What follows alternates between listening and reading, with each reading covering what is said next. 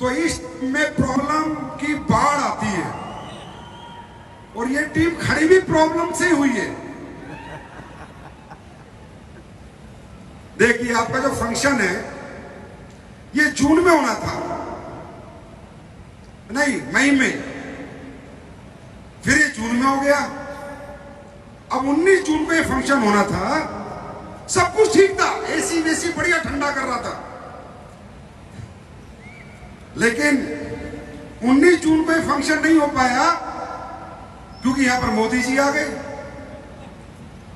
और जब वाराणसी में तुम्हारा फंक्शन होता है तो भी मोदी जी आ जाते हैं।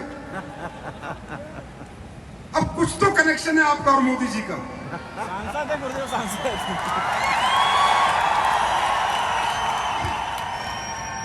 जब मोदी जी दोबारा प्रधानमंत्री बने थे तो वाराणसी के खोल में आपका फंक्शन था, तो वहां भी मोदी जी आ गए। अब इसका मतलब ये टीम कहीं ना कहीं देश की सबसे पावरफुल हस्ती से कनेक्ट है। अच्छा, अब फंक्शन फिर कैंसिल हो गया 19 जून का। फिर बोला जी 3 जुलाई का कर लें। मैंने कहा भाई कर लो। सर आप आ जाओगे? मैंने कहा मैं तो हमेशा हाजिर हूं, लेकिन मुझे पता था इस टीम में दिक्कत जरूर कुछ ना कुछ उस दिन बड़ी आएगी, क्योंकि ये टीम खड़ी दिक्कतों पे हुई है। वो दिक्कत मैं भी आपको बताने वाला हूं, एक स्टोरी। अब भाई साहब परसों अविनाश जी का फोन आता है, रोलिंग एवेक्शन के मालिक का, सर एसी खराब हो गया, इस इंदिरा गांधी स्टेडियम से लेटर आया है कि शो को आगे बढ़ा दो। मैंने कहा अभी एसी खराब हुआ, अगली बार पंखे भी खराब हो जाएंगे, टीवी एसी है।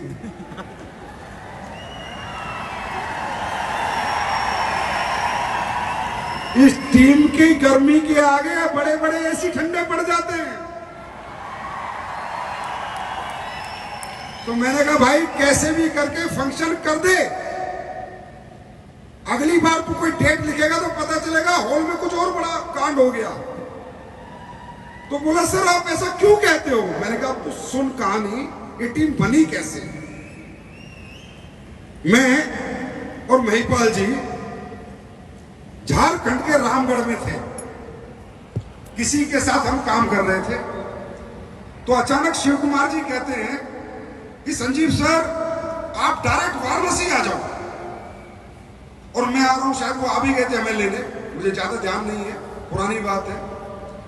तो मैंने 5 साल से अपनी जिंदगी में, मतलब 2016 से पहले 5 साल से पहले से मैंने फ्लाइट में ही ट्रैवल करता था, तकरीबन फ्लाइट में। और अगर फ्लाइट नहीं है तो राजधानी तो है ही, नहीं तो कार। तो मैंने कहा बिल्कुल शिव कुमार जी। बोला सर हम लोग वाराणसी में काम शुरू करने वाले हैं और आपको एक बार मैं मिलवाना चाहता हूं अपने लोगों से, तो आप रांची से, रामगढ़ से सीधे वाराणसी आ जाए। मैंने कहा बताइए कैसे आना है। बोला सर थोड़ी सी तकलीफ होगी। और तकलीफ तो इस टीम में शुरू हो गई थी। मैंने कहा क्या? बोला सर ना तो कार का रास्ता है, ना राजधानी का रास्ता, ना कोई फ्लाइट है। मैंने कहा फिर कैसे आना है? लोकल बस में चलना है सर।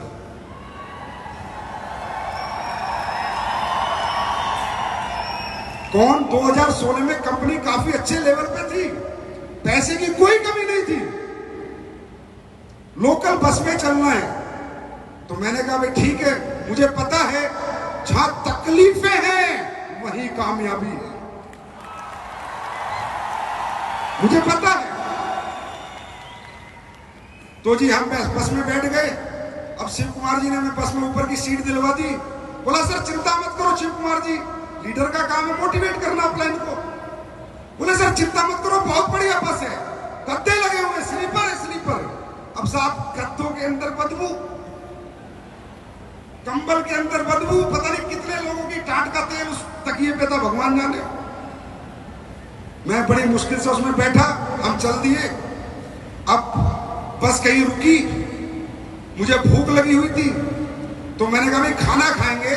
तो बस रुकी, मतलब मैंने अपनी जिंदगी में उससे घटिया ढाबा और घटिया खाना अपने जीवन में आज तक तो नहीं देखा। बस रुकी, शिव कुमार जी बोले सर खाना खा लो। तो खाने का नाम क्या था? तड़का रोटी, तड़का रोटी, तड़का रोटी। सारा जिंदगी में रोटी सुनी, पर तड़का रोटी पहली बार सुनी। रोटी खाई, जितनी भी हमसे खाई गई खाई नहीं गई। आधी रोटी में हम तड़क भड़क हो गए। आधी रोटी में मैं तड़क भड़क हो गया था तड़का रोटी से। फिर आगे गए, प्रॉब्लम सुनो तो पता चला कि बस से उतरने के बाद हमें एक बहुत ही बेहतरीन लीडर लेने आए हुए हैं, वो भी कार के साथ। मैंने कहा बहुत बढ़िया। बोला लेकिन सर उनको कार चलानी नहीं आती, आज पहली बार कार के साथ आए हैं। मैंने कहा सारा टीम बनाने आया हूं या अपनी कबर खुदवाने आया हूं। पता चला अमित दुबे जी खड़े हैं कार लेके और जिंदगी में पहली ड्राइव मुझे बैठा के कर रहे हैं। आप समझ रहे हो?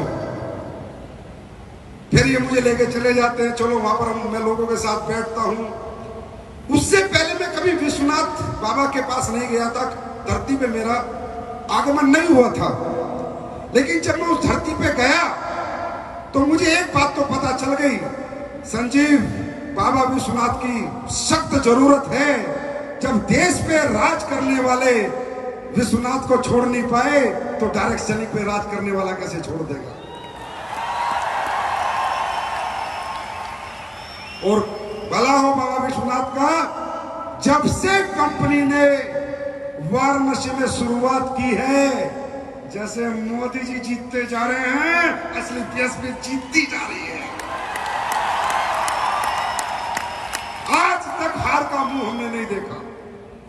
तो साहब जितनी तकलीफ इस टीम को होती है उतने ही बड़े इतिहास ये टीम रचती है। अब जब से मैं आया हूं मैं देख रहा हूं टकाटक टकाटक टकाटक टकाटक टकाटक यही चल रहा है। और मैं ये भी देख रहा हूं ये चल रहा है, 9 घंटे से चले जा रहा है, बंदा भाग नहीं रहा, पीछे नहीं हट रहा। तो ये क्या हो रहा है? ये क्या गर्मी कह रही है हार? नहीं हारूंगा, नहीं हारूंगा, नहीं हारूंगा और नहीं हारूंगा और नहीं हारूंगा और नहीं हारूंगा। दोस्तों ये जिद और ये जुनून ही आपको आगे लेके जाएगा। ऐसी गर्मियों की क्या औकात जो इंसान के मर्द की गर्मी को बुझा सके।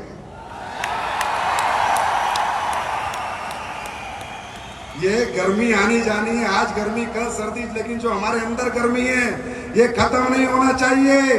और जो गर्मी तुम झेल रहे हो ना, जितने झेल रहे हैं, जो बाहर भाग गए उनका तो हो गया, विकेट गिर गया, जो बाहर गए उनका विकेट तो गिर चुका, लेकिन जो डटे हुए हैं याद रखना अभी तो ये गर्मी है, अब जेब भी गर्म होने वाली है।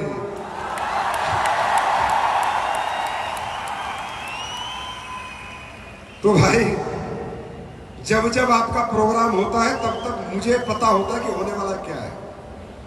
और अब ये भी पता है कि आज के बाद ये टीम क्या करने वाली है, ये भी पता है।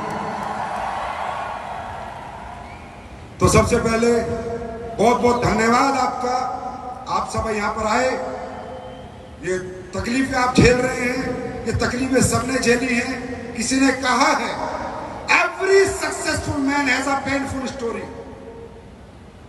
किसी ने कहा है हर कामयाब आदमी के पीछे एक दर्द भरी कहानी है और हर दर्द भरी कहानी का अंत सुखद है।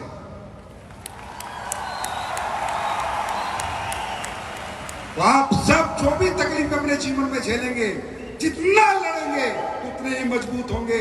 हमने भी झेली है, पूरे पूरे पसीने में हुए। मैंने कहा आपके यहाँ तो मैंने सब झेला है। फिर एक दिन अविनाश जी कहते हैं जी गाजीपुर में ट्रेनिंग करते हो, तो मैंने अपनी जिंदगी में इतनी बेकार रोड लाइफ में पहली बार देखी। गाजीपुर वाराणसी से मैं 4 घंटे में पहुंचा। फिर जिस हॉल में इन्होंने ट्रेनिंग कराई सबसे ज्यादा पसीना मुझे उसी हॉल में आया। मतलब साहब तुम अपने साथ साथ सामने वाले का पसीना भी निकाल देते हो। तो आज बहुत बड़ी बड़ी अचीवमेंट आपके बीच में आई और आप सब लोग उन अचीवमेंट का हिस्सा बने।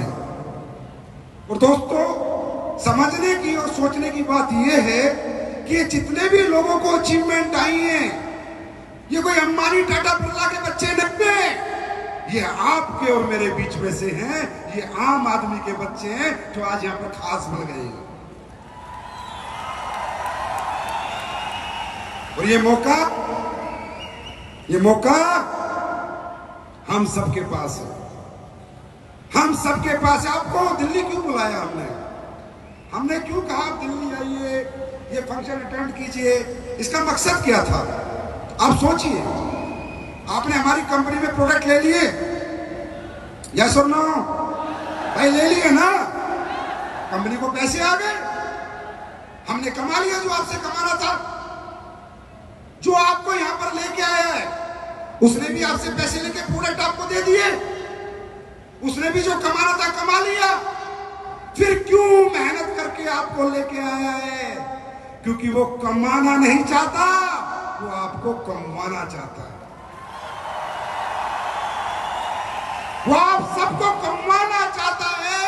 वो इसलिए आपको लेके आया कि अंकल आंटी दोस्त भाई बहनों चलो आपको दिखाता हूं उस नजारे को जिसे देखकर आपको यकीन हो जाएगा कि यस ये प्लेटफॉर्म ही मेरे लिए है और ये प्लेटफॉर्म पे मैं जीवन में आगे बढ़ के कामयाबी हासिल कर सकता हूं। वो आपको यहां पर खाना खिलाने नहीं लेके आया, एसी की ठंडी हवा खिलाने नहीं लेके आया, आपको एक यकीन दिलाने लाया है कि जब ये कर सकते हैं तो आप सब भी कर सकते हो।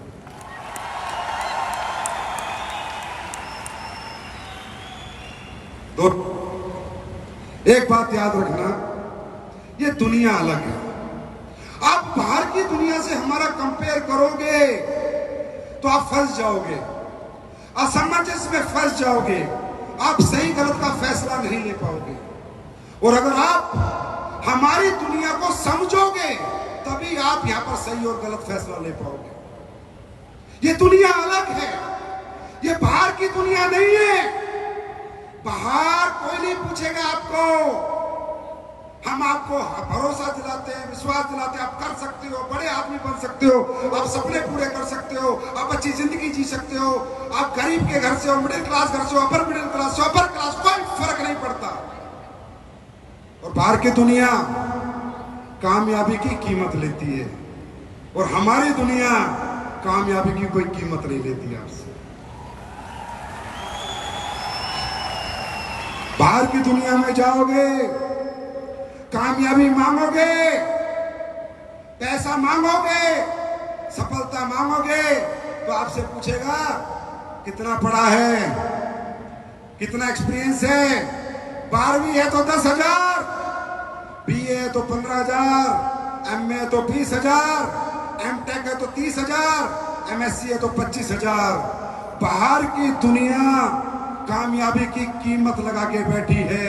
या तो डिग्री ले जाके दो या तजुर्बा ले जाके दो, तब आपको आपकी औकात नापते। औकात कि तेरी औकात 15,000 की है, तेरी 20 की है, तेरी 25 की है, तेरी 30 की है, इससे ज्यादा कुछ नहीं, क्योंकि तेरे पास ये डिग्री है। बाहर की दुनिया में कामयाबी मांगोगे तो टैलेंट मांगेंगे कि क्या टैलेंट है, किस बात के पैसे दूं मैं तुझे। बाहर की दुनिया में कामयाबी मांगोगे तो पूछेगा कितना पैसा लगा सकता है पैसा कमाने के लिए। बाहर की दुनिया कामयाबी की कीमत लगा के बैठी है, डिग्री के नाम पे, टैलेंट के नाम पे, दौलत के नाम पे। और हमें कामयाबी की कीमत क्या लेते हैं? आपकी हिम्मत के नाम पे, आपके जज्बे के नाम पे।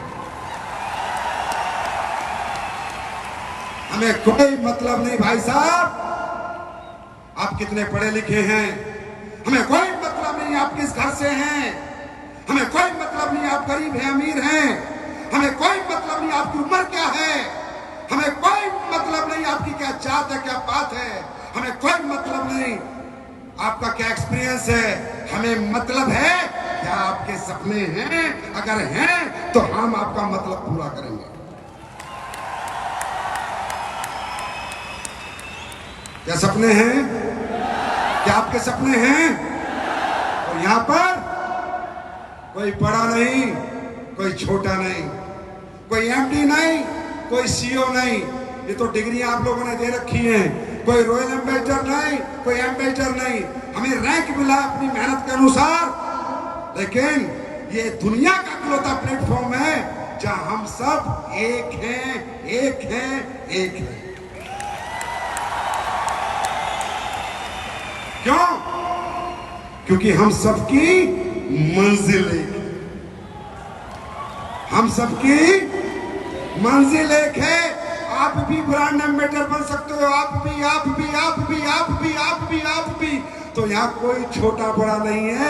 ये वो परिवार है जहाँ सब एक सपने के लिए और एक मंजिल के लिए मेहनत करते हैं।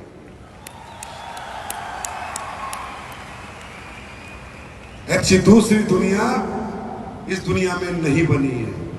और दोस्तों, जितना मैं समझ पाया हूं 15 साल में, जितना मैं 15 साल में देखता हूं, लोगों से मिलता हूं, मैं ये भी समझता हूं कि ज्यादातर लोग यहाँ सपनों के लिए नहीं आते, जरूरतों के लिए आते हैं। किसके लिए आते हैं? जरूरतों के लिए आते हैं। और जरूरतों की कोई कीमत नहीं होती। जरूरतों की कोई कीमत नहीं होती। मैं आप सबसे पूछता हूं, क्या आपके घरों में भी आज तकलीफें हैं या नहीं? परेशानी है या नहीं? जरूरतें हैं। कोई किराए के घर पे रहता होगा, किसी का 1 कमरे का घर होगा, किसी का 2 कमरे का घर होगा, किसी को कोई मोटरसाइकिल पे होगा, कोई साइकिल पे होगा, कोई कार में होगा, किसी के बच्चे अच्छे स्कूल में होंगे, किसी के सरकारी स्कूल में होंगे, किसी के माँ बाप बीमार होंगे। कोई ना कोई जरूरत, कहते हैं जरूरत ही आविष्कार की जननी है।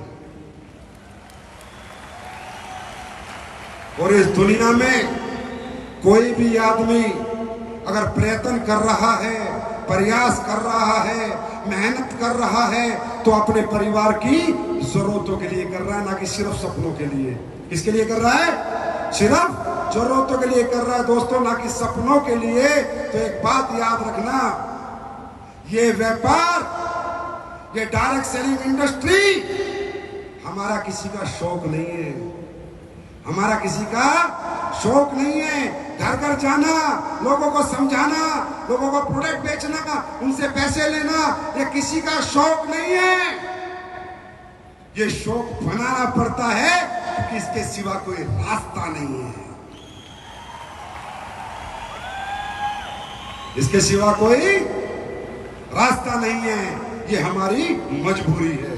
तो दोस्तों, एक बात याद रखना, तुम तो 8-9 घंटे की गर्मी झेल रहे हो, वो भी करोड़पति अरबपति बनने के लिए झेल रहे हो। करोड़पति और अरबपति बनने के लिए झेल रहे हो। अगर जरूरतों की कीमत पता करनी है तो उस फौजी से पूछो जो जैसलमेर के 52 डिग्री टेम्परेचर में पूरी गर्मी का मौसम निकाल रहा है, सिर्फ इसलिए कि परिवार की जरूरतें पूरी करनी है। अगर जरूरतों की कीमत का अंदाजा लगाना है तो उस व्यक्ति से पूछो जो सऊदी अरेबिया में, दुबई में 3 साल से मजदूरी कर रहा है और 3 साल बाद आके अपने बच्चों से मिल रहा है गर्मी के 48 डिग्री टेम्परेचर में।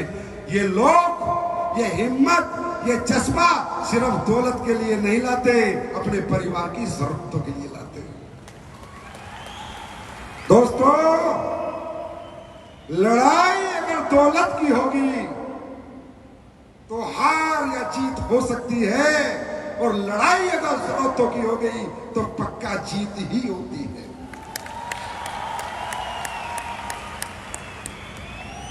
तैयार हैं? तैयार हैं? तैयार हैं? और सुनो, तकलीफें तो झेलनी पड़ेंगी, इसके लिए तैयार रहना। क्योंकि दुनिया में 2 तरह का सुख है और 2 तरह का दुख है। 2 तरह का सुख है और 2 तरह का दुख है। एक सुख है मानसिक सुख और एक है शारीरिक सुख। एक दुख है मानसिक दुख और एक दुख है शारीरिक दुख। ये आप सबको फैसला करना है ये हॉल छोड़ने से पहले, किस सुख के साथ जीना है और किस दुख के साथ जीना है। दुनिया के अंदर जितने भी लोगों ने शारीरिक सुख को अपनाया है, आराम से सोना, आराम से उठना, गांव में पेड़ के नीचे जाके ताश खेलना, पूरे दिन गपशप मारना, होते ना लोग? आप लोग भी चाहते हो कि भाई साहब काम करना, काम और मैं ना जीना, मैं तो आराम करता हूं, है ना। मुझे कोई काम का शौक नहीं है, मैं तो आराम करता हूं। जितने भी शारीरिक सुखी लोग इस समाज में आपको मिलेंगे सब मानसिक दुखी होंगे। लड़की की शादी में कर्जा, घर में कर्जा, घर किराए का, फटे हाल, फटी चप्पल, फटा निक्कर। शारीरिक सुख वाला हमेशा बोलता रहेगा गवर्नमेंट कोई योजना नहीं ला रही, कुछ फ्री नहीं कर रही, पेट्रोल का रेट महंगा हो गया, दालें महंगी हो गई। जो शरीर को सुखी देते हैं ये गवर्नमेंट पे डिपेंड रहते हैं, और जो शरीर को दुख देते हैं ये खुद पे डिपेंड रहते हैं। शारीरिक सुख और मानसिक सुख। गांव में जाओ, अपने अपने गांव में, बोला जी किसान पैसे नहीं कमा रहा, ये पैसे नहीं कमा रहा, जाओ देखो तो सही। 2 घंटे से ज्यादा काम नहीं करते, 2 या 3 घंटे पूरे ताश खेलते, पूरे दिन ताश खेलते, और फिर कहते हैं पैसे नहीं आए। गवर्नमेंट कोई योजना नहीं चला रही, क्योंकि ये योजना पे आधारित लोग हैं और हम खुद पे आधारित लोग हैं, समझे। एक व्यक्ति होता है तो शरीर को दुख देता है, शरीर को दुख। जितने भी दुनिया में कामयाब लोग हैं शारीरिक दुखी हैं, मानसिक सुखी हैं। विराट कोहली, महेंद्र सिंह धोनी, शाहरुख खान, अमिताभ बच्चन, अंबानी, टाटा, बिरला, मोदी जी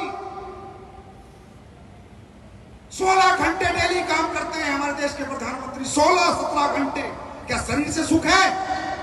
ना खाने का टाइम है, ना सोने का टाइम है। अंबानी 18 घंटे काम करता है, क्या शरीर से सुख है? अरे सुख है क्या? है क्या? ना खाने का टाइम है, ना सोने का टाइम है। विराट कोहली रोज प्रैक्टिस करता है, रोज सुबह ग्राउंड में पसीना बहाता है।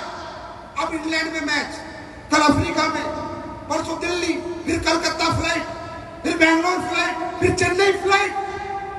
पता ही नहीं चल रहा जिंदगी कब निकल रही है। शरीर से दुखी है,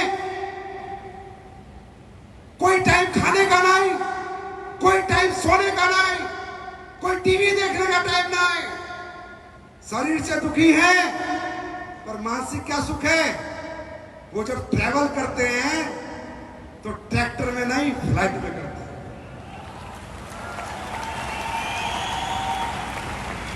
वो जो खाते हैं वो मजबूरी का नहीं, मर्जी का खाते हैं। जो शरीर को दुख देते हैं, वो जो पहनते हैं वो मजबूरी का नहीं, मर्जी का पहनते हैं। अंडरस्टैंड? और शारीरिक दुख है।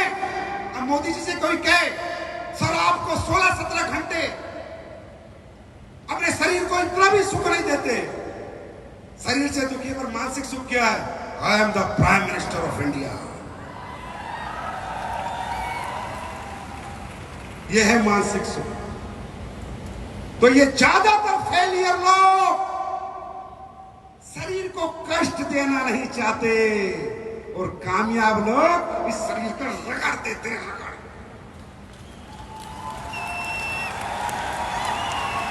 और जो जितना घिसता है उतना चमकता है। तो अगर शारीरिक सुख चाहते हो तो मजबूरी की जिंदगी जियोगे, और शरीर को दुख दोगे तो मर्जी की जिंदगी जियोगे, मर्जी आपकी। ये इंडस्ट्री भाई करना क्या है?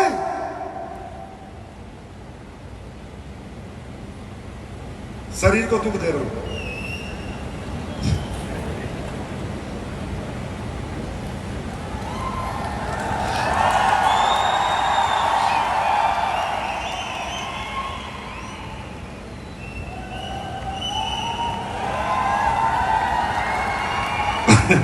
अच्छा एक बात बताओ भाई और बहनों, एक बात बताओ, हमारी इंडस्ट्री में करना क्या है? पैसे मर्जी के, जिंदगी मर्जी की, नाम मिलता है, सम्मान मिलता है, दाम मिलता है और पहचान मिलती है।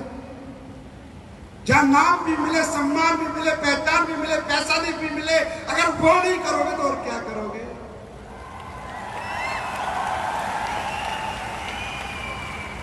अरे हो गए दिल्ली में 2-2 हजार करोड़ के लोग, पड़ोसी नहीं जानता कौन है। हम कमाते हैं 2 लाख, पूरा हिंदुस्तान जानता हम कौन है। वो सब यहां मिलता है। और ये सब पाने के लिए करना क्या है? सिर्फ मानसिक रूप से मजबूत होना है। मानसिक रूप से मजबूत होना है। शारीरिक रूप से तो तुम बहुत मजबूत हो, क्योंकि तुम बर्गर की औलाद नहीं, असली आटे की औलाद हो।